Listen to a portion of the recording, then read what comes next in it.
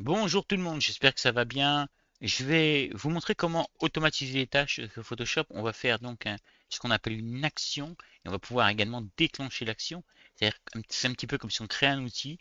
On va pouvoir créer cet outil qui va fonctionner sur toutes nos photos dès qu'on en aura besoin.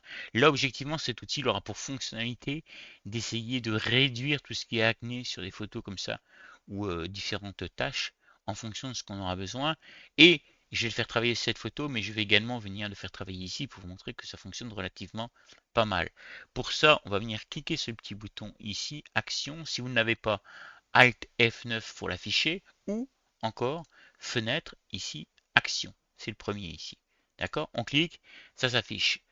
Je vous montre qu'on peut également l'afficher par ici. Hop, ça s'affiche. On va venir créer un répertoire comme ceci. Moi, je vais l'appeler ABC des formes. Oui, comme ceci. Pourquoi perdre du temps à chercher un nom alors qu'on en a un. Ici, il y a un petit triangle ici qui m'indique que bah, il est prêt, il est ouvert en fait, il est prêt donc à recevoir un calque que l'on va voir. On va cliquer sur le petit plus ici et celui-là on va l'appeler retouche peau par exemple. Vous mettez ce que vous voulez, hein. Ça n'a aucune incidence. Alors peau c'est mieux de l'écrire correctement comme ceci et je peux faire enregistrer. Lorsque j'ai fait enregistrer, vous voyez, tout a disparu. Si je rouvre ma fenêtre, vous voyez, j'ai ce petit bouton rouge qui est apparu. Ça veut dire quoi? Ça veut dire que maintenant, chaque action qu'on va faire sur cette photo va être enregistrée par Photoshop. OK? Donc, on va pouvoir faire des répétitions d'actions. C'est ce qui nous permet de créer des outils. OK, maintenant que c'est compris, voyons un petit peu comment ça se passe. Donc, ici, on a notre arrière-plan. On va faire un CTRL-J après l'avoir sélectionné pour le dupliquer deux fois. Donc, comme ça, j'en ai trois. Et vous voyez, si je réouvre ici, ben, vous voyez, ici, il m'a fait calque par copier, calque par copier. Il y en a trois, mais on en avait un, vous voyez. Donc, lui, il n'en a que deux, évidemment. Deux calques par copier, c'est toujours en enregistrement. Voilà, donc on ne va pas le vérifier à chaque fois, mais vous avez compris comment ça fonctionnait. On va désactiver ce calque. Sur ce calque-ci, on va faire un calque dynamique, clic droit, convertir en objet dynamique comme ceci. Et là, on est prêt à travailler. On va pouvoir poser notre premier filtre qui va être un filtre de bruit.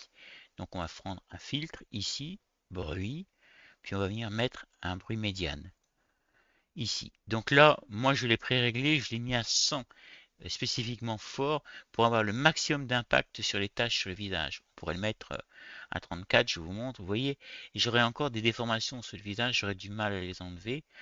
Alors, je préfère jouer fortement que de passer beaucoup de temps à essayer d'enlever les tâches. Voilà. Donc, au moins pour vous montrer pour le tuto, hein, puisque en finalité, on pourrait mixer ça avec l'IA et ça pourrait être pas mal. Si vous voulez travailler avec des petites valeurs, s'il a 15, 20, 25, 30, voilà. Vous pouvez après mixer sur les grosses tâches avec l'IA pour garder un côté encore plus naturel. Ceci dit, vous cliquez sur OK, vous pouvez venir réouvrir ce filtre quand vous voudrez. Il sera sur cette photo, mais je vais vous apprendre à le mettre sur les autres photos également, toutes les photos que vous voulez, et vous pourrez venir cliquer comme ça sur médiane et réouvrir pour ceux qui ne le savaient pas. Voilà, ce sera pareil pour tous les filtres. Ok, une fois qu'on a fait ça, on va pouvoir tout de suite venir dans le menu calque. Oui, dans le menu, n'allez pas cliquer ici pour faire un nouveau calque. Donc nouveau calque. La différence, c'est qu'ici, on a des options de calque. On va pouvoir, par exemple, nommer notre calque. On n'en a pas besoin, mais on pourrait le faire. Chose qu'ici, on ne peut pas le faire en cliquant directement. On peut également changer le mode. Chose qu'on ne peut pas faire directement si on clique sur le petit plus. C'est ce qu'on va faire, on va changer de mode, on va mettre un mode incrustation ici. Également, pendant qu'on y est, on va lui indiquer qu'on veut que les couleurs neutres soient prises en compte pour le mode incrustation. On va checker cette case ici et on va cliquer sur OK. On a donc créé notre calque ici. Ce calque-là, une fois qu'on l'a fait, on va le transformer en objet dynamique. Clic droit, convertir en objet dynamique. Lui aussi, oui, oui. Lui aussi, ça nous permet de faire des modifications sur l'ensemble de nos calques et c'est pas trop mal en finalité. OK. Maintenant qu'on a fait ce calque, on va pouvoir remettre du bruit. Donc filtre bruit, et cette fois-ci, on va lui mettre comme bruit, on va mettre un ajout de bruit. Celui-là.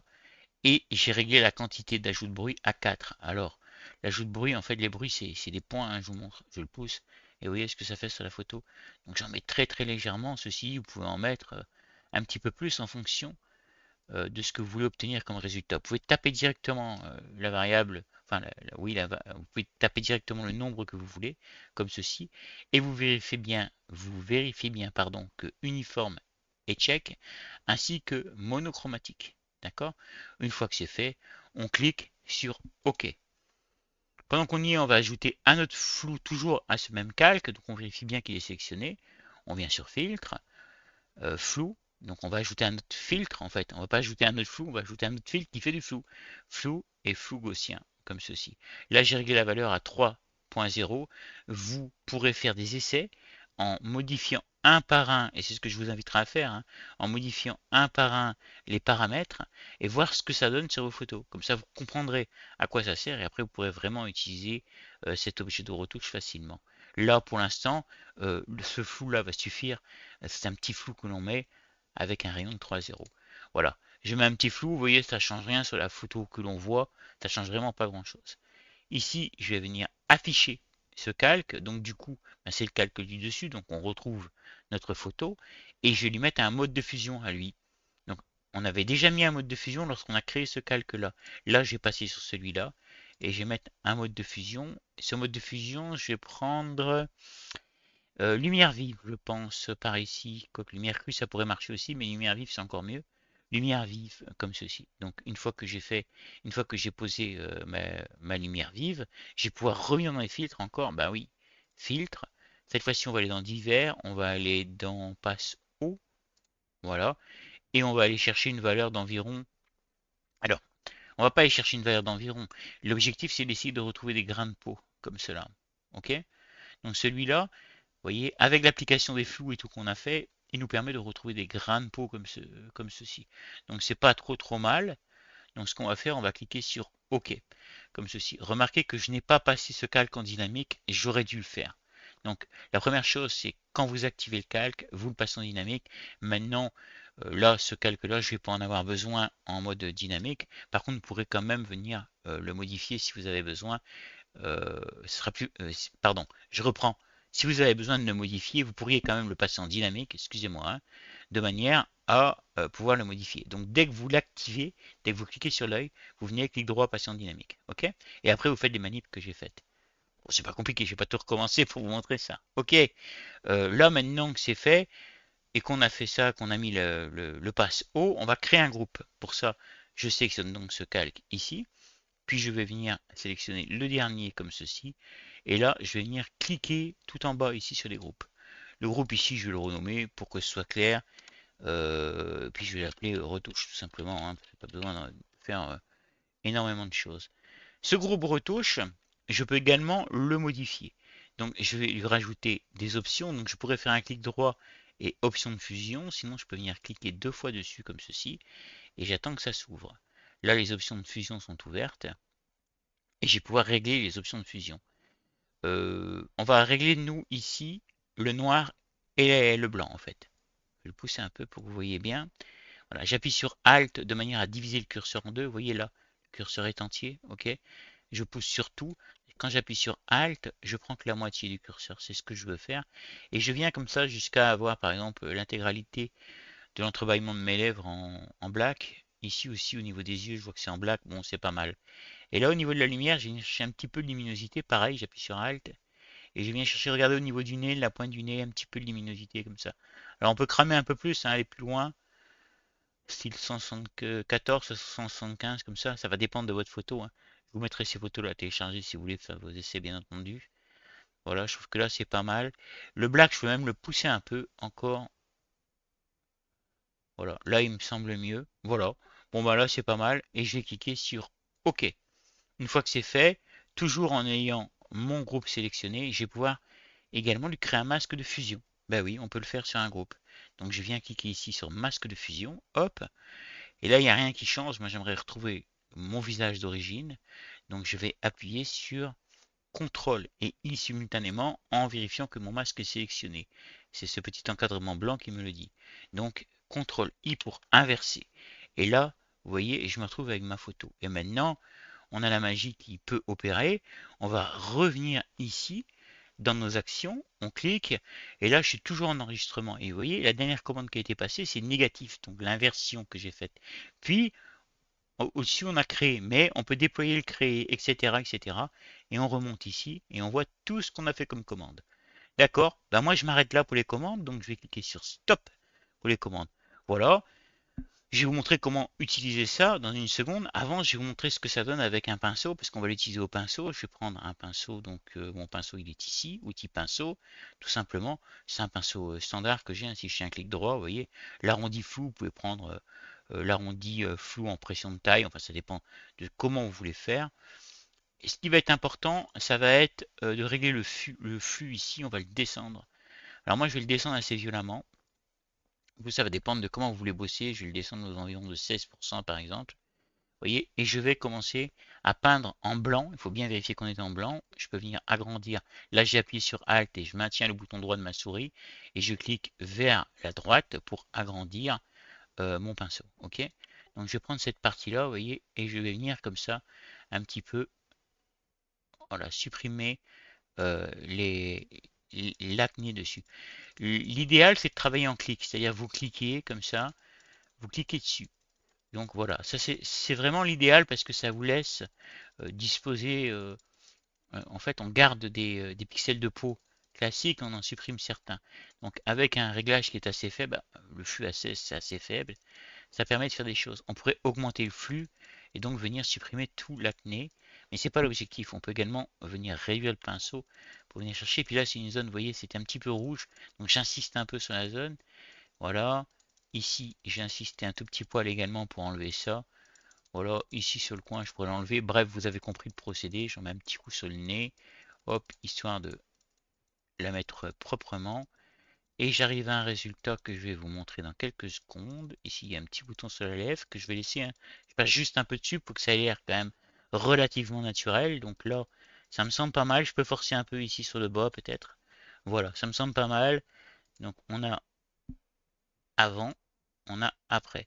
Donc on pourrait forcer plus là, d'ailleurs je vais vous le montrer, avec un petit peu plus de flux, on pourrait rapidement ici venir effacer ça.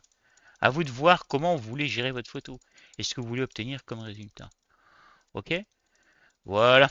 Donc on va imaginer que ça c'est bon et que ça nous convient. On a une photo qui nous convient parfaitement. Maintenant, qu'est-ce qu'on va pouvoir faire? On va pouvoir travailler sur une seconde photo, mais j'aimerais bien récupérer cet outil, puisque toutes les commandes qu'on a faites là, on n'a pas envie de les faire à chaque fois, mais remarquez qu'elles sont nettement plus efficaces que de faire travailler l'IA. D'accord? On a quelque chose qui est vraiment plus efficace. Ok, je vais venir donc dans retouche 2, sur la photo retouche 2 ici, puis je me dis, ben j'aimerais bien faire la même chose. Le problème c'est que si j'appuie sur retouche 2, ben je peins ma photo, forcément, il ne sait pas quoi faire. Donc comment est-ce que je vais lancer mon outil? Comment est-ce que je vais mettre en place mon script? On ne peut pas le copier-coller, ça ne fonctionnera pas. Donc je vais être obligé de revenir ici, donc action, Alt F9 ou fenêtre action, d'accord, pour l'ouvrir, et je vais venir chercher, me repositionner sur mon répertoire ABCD formes. Alors le problème c'est que là, bah, du coup, comme j'ai bougé, il a disparu. Donc je reviens le chercher, ah il est là. Et je prends retouche peau. Et vraiment le premier fichier dans le répertoire ici, d'accord? Vraiment le premier ici. Et je vais simplement venir cliquer ici. Je clique, ça charge, et vous voyez que j'ai chargé mon script. Donc maintenant, je peux venir taffer sur ma photo ici. Ok? Je pense que vous avez à peu près vu le truc, que vous l'avez compris. Vous avez compris comment ça fonctionnait. Et je vais pouvoir... Alors j'appuie plus hein, sur celle-là, j'essaie d'aller plus vite pour pas vous faire perdre trop de temps. Voilà. Normalement, il faudrait la tamponner avec un truc plus gros, hein. Là, j'ai déjà un peu flingué, c'est déjà un peu trop. Mais bon, c'est vraiment pour vous montrer. On arrive vraiment à un résultat qui peut être pas mal. Hop, comme ceci. Voilà. Si vous avez regardé l'intégralité de la vidéo, merci, abonnez-vous, likez, etc. J'essaye de vous aider. Faites de même, s'il vous plaît. Ça serait sympa. Je fais ça gratuitement, complètement gratuitement, moi, hein. La chaîne n'a pas de pub, comme vous pouvez le voir, hein. Donc voilà, je vous demande juste de vous abonner, c'est tout, et de liker les vidéos pour le faire connaître. Voilà, une fois que j'ai fini, ben, je trouve ça pas mal. Alors là, c'est un petit peu trop forcé, vous voyez. Ici, par exemple, on voit que c'est un petit peu trop forcé. Je pourrais prendre du noir, d'accord, et revenir en arrière, comme ça. Voilà. Je reviens donner un petit peu de pigment en noir, comme ça, sur l'intégralité. Et du coup, bah, il faudrait que je réduise mon flux ici. Mais on aurait pu avoir quelque chose d'un petit peu plus naturel. Je repasse en blanc, je reviens là, je tamponne. Voilà, on peut obtenir des choses naturelles. Vous avez compris comment bosser avec. Sur n'importe quelle photo, vous venez déclencher votre script, donc le script que vous aurez nommé ici, dans les actions ici, vous n'hésitez pas à le faire et ça va fonctionner sur toutes les photos. Et ça c'est terrible puisque maintenant c'est comme si vous aviez un nouvel outil. Hop, ici on peut supprimer le bouton. Voilà, bon, bah, je vous laisserai vous amuser, hein. Moi, dès que je vois quelque chose qui va pas, évidemment, j'ai envie de cliquer dessus. Voilà, 15 minutes, je pense que c'est pas trop long pour ce genre de tuto.